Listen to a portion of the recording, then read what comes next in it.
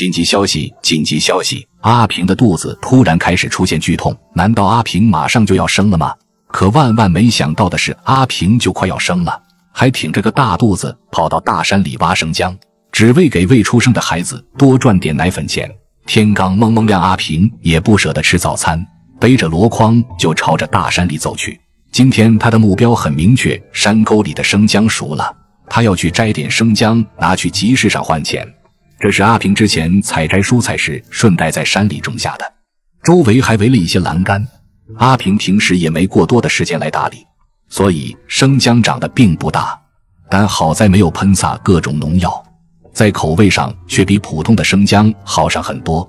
雖然距離新生命的降臨已經不遠，但阿平依然緊握柴刀，專注地翻着土，只為挖出一筐新鮮的生薑。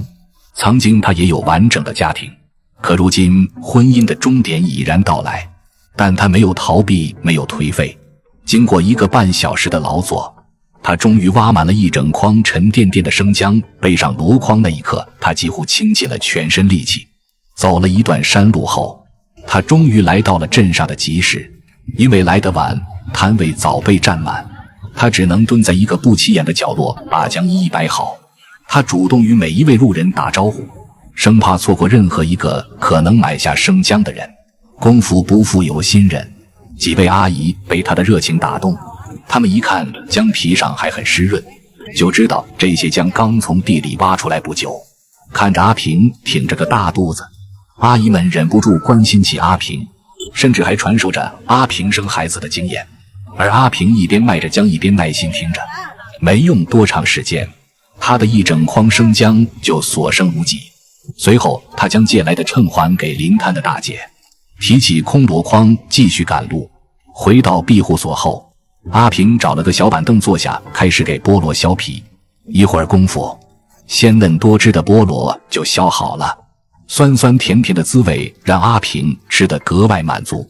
吃完菠蘿，阿平沒有停下來休息，而是抓起一捆竹子準備編織一個竹簍。今天天氣難得晴朗，他搬着小凳子坐到屋外，一邊曬太陽一邊動手幹活。從這個角度看過去，阿平的肚子輪廓清晰可見。經驗豐富的女寶寶們，你們看出來了嗎？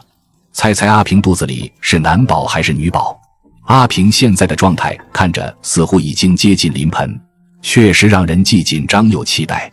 但讓人心疼的是，他一個人不僅要迎接新生命的到來，還得照顧自己坐月子。經過1個多小時的細緻編織，阿平終於完成了這只漂亮的竹簍，不得不感嘆他的手真的巧到不行。接着他蹲在灶台前準備燒火做飯，但就在這時，阿平突然感覺腹部一陣劇烈疼痛，趕緊扶着牆走回床邊，躺下時還輕輕地捂着肚子。難道阿平這是要生了嗎？小編我也在一旁緊張地想，可阿平卻輕聲說不像是要生的感覺。那到底是怎麼回事呢？難道是剛才吃的菠蘿出了問題？希望阿平不會出現什麼大礙，順順利利地度過這一次難關。